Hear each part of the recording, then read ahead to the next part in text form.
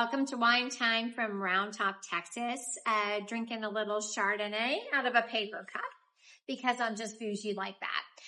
Anyway, I wanted to give you a little prep course on shopping Round Top with a few do's and don'ts for going into an antique dealer's booth. Okay, so here are a few things that we don't love hearing.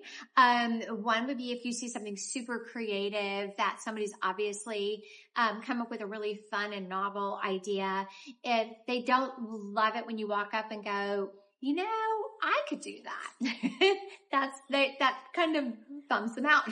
The second thing is, asking if you need to pay sales tax. The state of Texas, they're pretty stickler about wanting their money. And so, yeah, you do have to pay sales tax unless you have a resale certificate.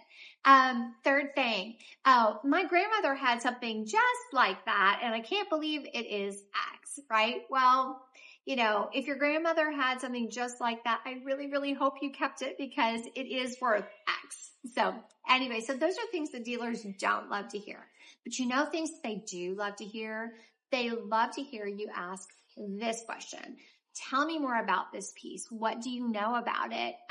Give me a little bit of background on it. They love to tell you where they found it, how they found it, what they know about it, because some pieces really genuinely have a great history to them or a really interesting use or what have you.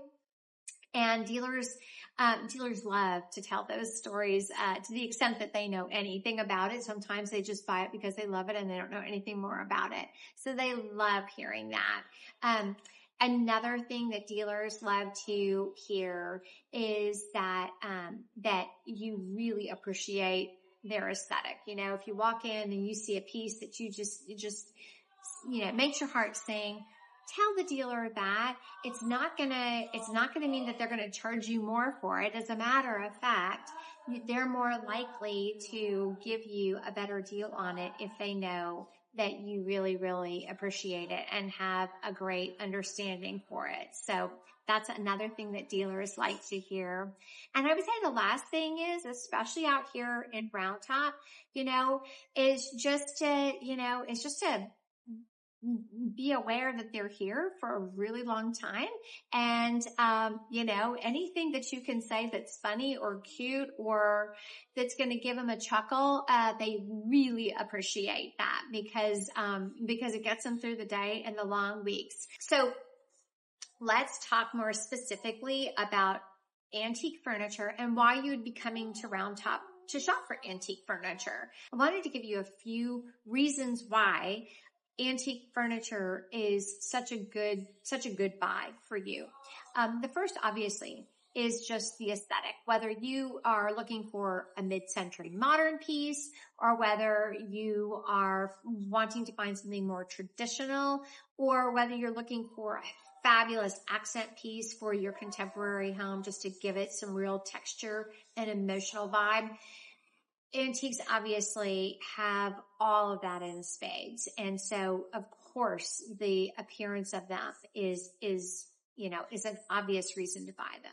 But there are a couple of other reasons to buy antiques that may not be as easily noticed and can go a little bit under the radar. And the first is price. Antiques are not very expensive at all compared to what you can buy that is new. And whether it's from a company like Restoration Hardware or Pottery Barn or IKEA or what have you, if you look to buy a dresser or, as I used to call them, commode from Restoration Hardware, you can spend anywhere from $4,000 to $6,000, and it's going to be Southeast Asian wood. It's going to have been treated with all kinds of chemicals and finishes and everything else, factory made, etc. If you spend that same money on an antique, it is going to be free of all of those things. It is going to be a hardwood. It will have been handcrafted, made over time and with love by a person or a shop. And there's something to be said for that, right? Secondly, and I sort of, alluded to it earlier, is just environmental aspects and the green aspects of it. It is environmentally friendly to pass down things that have been made and in the past and are getting upcycled. That's obvious. There are also fewer noxious chemicals and preservative type finishes that are put on antiques now. They're much more green, they're much more natural, and they're much better for people who have environmental allergies, etc. And so that's a huge thing. The other thing is, you buy something from IKEA, there's a really, really good chance it's going to end up in a landfill. You buy an antique, probably not. So anyway, it's better for you and it's better for the environment. So to wrap up, I would say, come on out and shop till you drop here in Round Top. Stop in at the booth and say hi. This is the first wine time I'm doing from Round Top, but we have another wine time that we're going to be doing where we're going to be talking about how to shop Round Top like a designer, where we'll give you a lot more hints on how to get the best deals and find the best things here in Round Top. So cheers.